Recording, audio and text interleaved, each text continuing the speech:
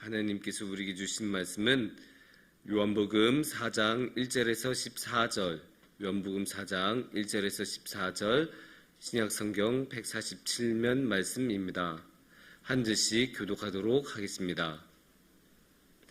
예수께서 제자를 삼고 세례를 베푸시는 것이 요한보다 많다 하는 말을 바리새인들이 들은 줄을 주께서 아신지라.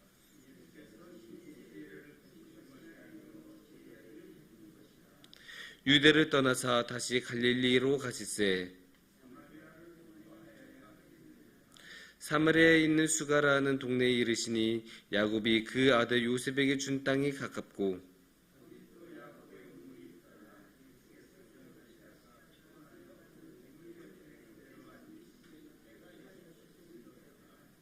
사마리아 여자 한 사람이 물을 기르러 왔음에 예수께서 물을 좀 달라 하시니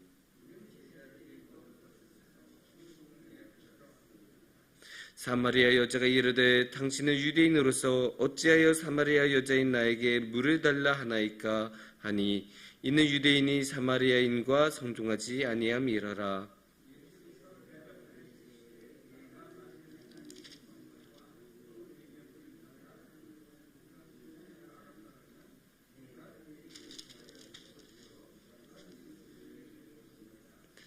여자가 이르되 주여 물 기를 그릇도 없고 이 우물은 깊은데 어디서 당신이 그 생수를 얻겠사옵나이까.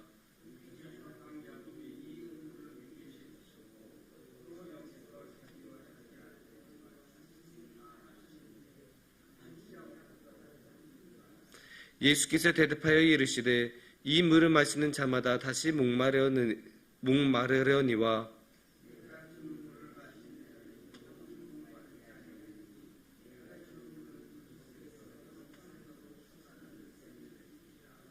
아멘.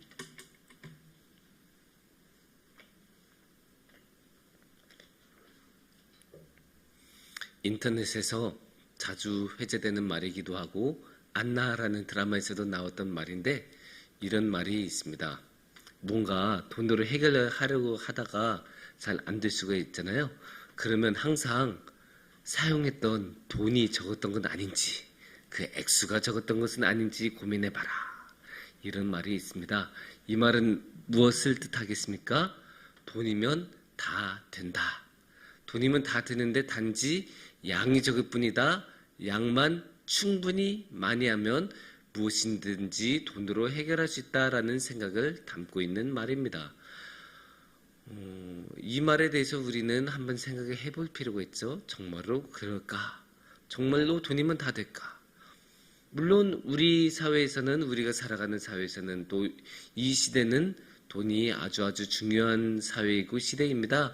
흔히 자본주의 사회라고 우리가 말을 하고 있고 그래서 자본주의는 그만큼 돈이 근간이 되고 돈이 많은 것을 해결하고 돈으로 모든 것이 유통이 되기 때문에 돈만큼 중요한 것이 없다라고 말을 해도 이상하게 들리지는 않을 것입니다. 그래서 자본주의이고 그만큼 돈이 중요하다고 할 수 있는데 여기서 돈은 단순하게 동전이나 지폐를 의미하거나 또는 통장에 있는 숫자나 잔고를 의미하는 것이 아니겠죠.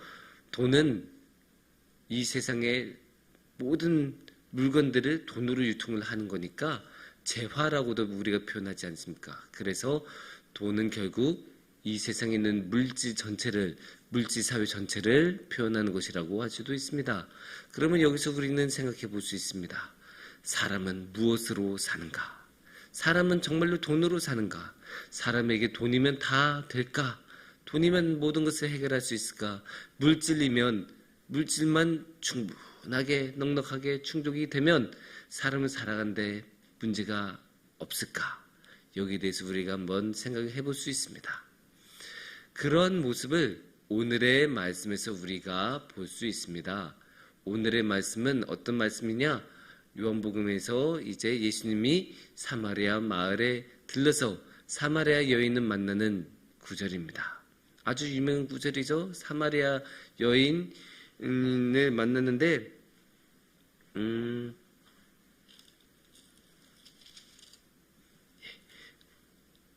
그 3절에서 이제 모든 사건이 시작이 돼요. 3절을 보시면 이렇게 말씀하고 계십니다. 유대를 떠나서 다시 갈릴리로 가시세.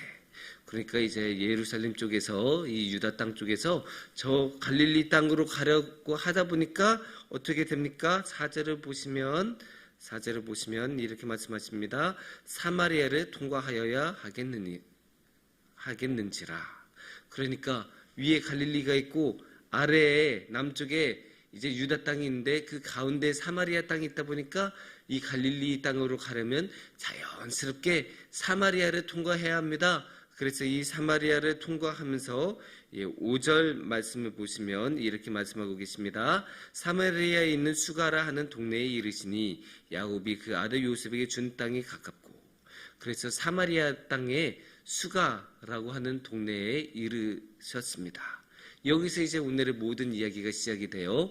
그래서 이제 갈릴리 땅으로 가시다가 사마리아 땅에 한 번께도 묵고 가셔야 되는데 그 중에서 수가라는 땅에 오셨습니다. 수가라는 마을, 동네에 이제 오셔서 이제 벌어지는 이야기가 오늘의 이야기입니다.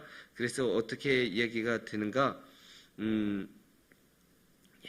7절 말씀을 보시면 오늘의 모든 이야기가 본격적으로 시작이 됩니다. 7절 말씀에서 이렇게 말씀하십니다. 사마리아 여자 한 사람이 물을 기르러 왔음에 예수께서 물을 좀 달라 하시니, 어떤 여인이 와서 우물가로 왔어요. 우물가에서 이제 물을 기르러 왔습니다. 당시에는 오늘날처럼 수도꼭지나 정수기가 없으니까 그렇게 상수도가 제대로 집안까지 마련이 되지 않았기 때문에 직접 수고스럽지만 직접 우물까지 와서 우물에서 물을 떠서 가지고 가야 합니다. 당연히 고되고 힘들겠죠. 가는 길 오는 길 그 물리한 게 또 무겁잖아요. 그 무거운 물을 들고 왔다 갔다 걸어가야 되는 것도 고된 일이고, 또 우물가에서도 그냥 물을 기를 수 있는 게 아니에요. 항상 무슨 그릇이나 뭔가가 있어야 밑에서 물을 이게 퍼서 가지고 올 수가 있죠. 그래서 이제 물을 이렇게 풀어 어느 여인이 왔는데 사마리아 여인이에요. 그래서 이 사마리아 여인에게 예수님께서 물을 좀 주세요. 물을 좀 주시면 좋겠습니다. 이렇게 부탁을 하는 장면이 7절이고, 거기서 이제 오늘의 이야기가 본격적으로 시작이 되는데, 여기에 대해서 사마리아 여인이 이제 놀라고 있어요. 9절 말씀을 보면 이렇게 말씀하고 계십니다. 9절 말씀에서 사마리아 여자가 이르되 당신은 유대인으로서 어찌하여 사마리아 여자인 나에게 물을 달라 하나이까 하니, 이는 유대인이 사마리아인과 상종하지 아니함이러라. 여기서 이제 아주 중요한 이야기들이 나오죠. 사마리아 여인이 예수님의 그 부탁을 받고 깜짝 놀랐어요. 어이구, 어떻게 나한테 말을 걸지? 딱 보니까 이 동네 사람도 아닌 것 같은데, 저기 유대 땅 출신 같은데 어떻게 당신이 나한테 물을 달라고 하십니까? 그래서 왜냐? 이 사마리아 사람들하고 유대 사람들은 이미 원수가 된 지 몇백 년이어서 서로 여기에 직접적으로 나오지 않습니까? 상종하지 않는다. 말도 서로 안 걸고 겸상도 안 하고 그냥 서로 굉장히 사이가 안 좋은 그런 사이였어요. 그래서 말을 거는 것 자체만으로도 이 여인이 놀랐을 정도입니다. 하지만 그런 모습에 대해서 예수님께서는 전혀 개의치 않고 10절 말씀에서 이렇게 말씀을 하십니다. 예수께서 대답하여 이르시되 내가 만일 하나님의 선물과 또 내게 물 좀 달라 하는 이가 누구인 줄 알았더라면 내가 그에게 구하였을 것이요 그가 생수를 내게 주었으리라. 지금 너한테 물을 달라고 하는 이가 누구인지 알았으면 오히려 당신이 나에게 물을 달라고 부탁을 했을 것입니다. 이렇게 말을 하고 있어요. 여기서 우리가 무엇을 알 수 있습니까? 사마리아 여인은 예수님이 누구인지 제대로 알아보지 못하고 있다. 예수님이 누구인지 제대로 알아보지도 못하고 지금 유대 출신이니 사마리아인 출신이니 이런 거나 따지고 있다는 것을 우리가 알 수 있어요. 그런데 이 사마리아 여인은 그것보다 더 근본적인 오해를 하고 있습니다. 왜냐? 11절 말씀을 보면 이 사마리아 여인이 어떠한 오해를 하고 있는지가 나옵니다. 여자가 이르되 주여 물기를 그릇도 없고 이 우물은 깊은데 어디서 당신의 그 생수를 얻겠사옵나이까? 아니 당신은 물기를 그릇도 없는데 어떻게 저 우물 밑에서 물을 가지고 있어요? 당신 나한테 물을 준다고 하는데 아무리 와도 당신이 어떻게 물을 줄 수 있는지 저는 이해가 도무지 가지 않습니다. 아예 완전히 이제 이해를 못하겠다. 당신이 무슨 말씀을 하시는지 이해할 수 없습니다. 이렇게 이야기를 하고 있습니다. 거기에 대해서 이제 예수님께서 이렇게 말씀하십니다. 13절과 14절이 중요한데 일단 13절부터 보겠습니다. 예수께서 대답하여 이르시되 이 물을 마시는 자마다 다시 목마르려니와 14절 말씀이요. 내가 주는 물을 마시는 자는 영원히 목마르지 아니하리니 내가 주는 물은 그 속에서 영생하도록 솟아나는 샘물이 되리라. 예수님께서 여기서 다시 한번 설명해 주세요. 네가 지금 기르고 있는 그 물은 마시면 언젠가는 다시 목말라. 그거 계속하지 않아. 하지만 내가 주는 물은 쭉 영원히 가는 그런 물이야. 그렇게 말씀을 하고 계세요. 이렇게 설명해 주시는데 이 말씀을 우리가 조금 더 다시 한번 생각해보고 설명하자면 이런 말을 할 수 있어요. 아까 우리가 처음 시작할 때 뭐라고 했습니까? 물질만으로, 돈만으로 이 세상을 살아갈 수 있을까? 사람은 돈이면 다 될까? 물질이면 다 될까라고 질문을 던졌었죠? 그러면 오늘의 말씀에서 그거를 물로 생각할 수 있습니다. 사람은 무엇으로 사는가? 물을 마시고 살고 물이 있어야 반드시 살아간다. 이건 우리가 당연히 모두 다 겪은 일이에요. 3일만 사람 물 안 마시면 그거는 뭐 더 이상 살아가기 힘들 정도예요. 그래서 물은 반드시 필요해요. 그래서 사마리아 여인이 보는 물은 이 마시는 물입니다. 이 마시는 물이 반드시 있어야 합니다. 이 물은 당연히 우리가 만지고 물론 이제 잡을 수는 없지만 피부로 이렇게 감각할 수 있고 또 목으로 마실 수 있는 그런 물이 있기 때문에 물질이라고 말을 할 수 있습니다. 그래서 사마리아 여인은 항상 이 물질로 살아간다. 이 물질에 최소한 것이 있어야 물이 동나지 않아야 살아갈 수 있다라는 것을 지금까지 경험하고 살아왔기 때문에 또 우리도 그 모든 것을 경험하고 살아오지 않습니까? 물 마시지 않고 살아갈 수 있는 사람 어디 있습니까? 그래서 이 사마리아 여인의 마음속에는 머릿속에는 사람은 물로 살아간다. 물질인 물로 살아간다라는 게 마음속 깊이 자리 잡혀 있습니다. 하지만 예수님은 말씀하십니다. 물이란 게 그런 것만 있는 게 아니야. 네가 물을 기르고 이 물을 마시는 것 나도 당연히 이해하지. 하지만 그게 아니야. 내가 주는 물은 달라.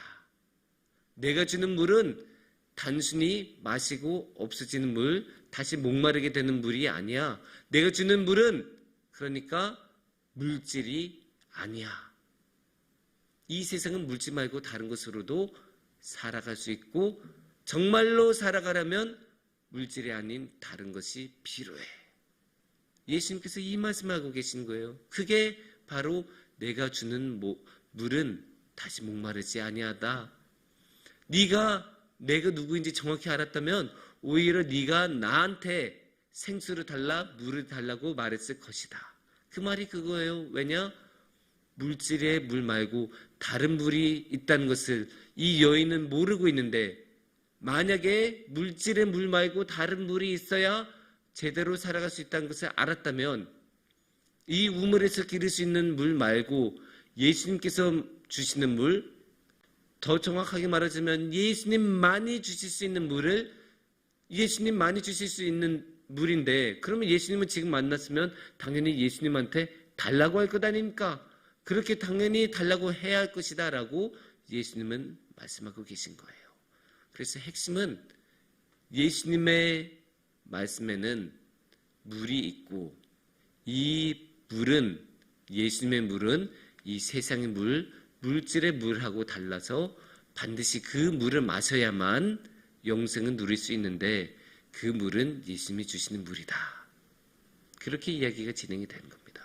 그러니까 결론적으로 말씀드리자면 사람은 돈으로만 살 수 없습니다. 아무리 액수가 많아도 아무리 쓸 수 있는 돈을 다 쓰고 이 세상에는 모든 돈을 쓴다고 해도 이 세상에는 모든 물질을 다 가지고 있다고 하더라도 사람은 그것만으로는 살아갈 수 없어요. 그것만으로 충분하지 않습니다. 사람은 이 세상의 물과 이 세상의 물질 말고도 다른 것이 필요해요. 그게 무엇이냐? 예수님이 주시는 물, 예수님이 주시는 생수, 예수님이 주시는 이 영적인 세계를 열어주는 예수님의 물, 예수님의 영, 이것이 필요하다는 거죠. 그거는 누가 주십니까? 예수님만이 주십니다. 그래서 그 예수님을 우리가 바라보고 그 예수님께 우리가 항상 나아가야 합니다. 왜냐? 그 물은 우리가 스스로 만들어낼 수 없으니까 당연히 예수님께 가서 예수님께 그 물을 받아야죠. 그리고 그 물로 우리가 살아가야 되죠. 물론 우리가 살다 보면 그 소중한 물이 우리가 물을 잘못 사용해서 그 물이 오염될 수도 있고 다 소진할 수도 있죠. 물론 예수님이 주시는 물은 영원하지만 우리가 그것을 잘못 사용하면 당연히 예수님께 다시 가서 다시 달라고 해야 될 것 아닙니까? 그래서 우리가 항상 이 세상의 물, 우리가 현혹될 때가 많죠. 이 세상에 물이 필요할 때가 많다고 생각할 수도 있고 그 물만 따라서 갈 수도 있는데 항상 주님을 더 먼저 바라보고 나한테 지금 주님이 주신 생수가 제대로 있는지 깨끗한 상태로 나한테 있는지를 항상 다시 한번 생각하고 바라보면서 주님이 주신 물로 우리 다 함께 살아가기를 원합니다. 그래서 주님이 주신 물로 우리가 살아갈 때 이 세상에서만 살아가신 것이 아니라 영생을 누릴 수 있을 것이라고 생각합니다. 그래서 우리 모두 함께 영생을 누리고 주님과 함께 하시기를 축원합니다.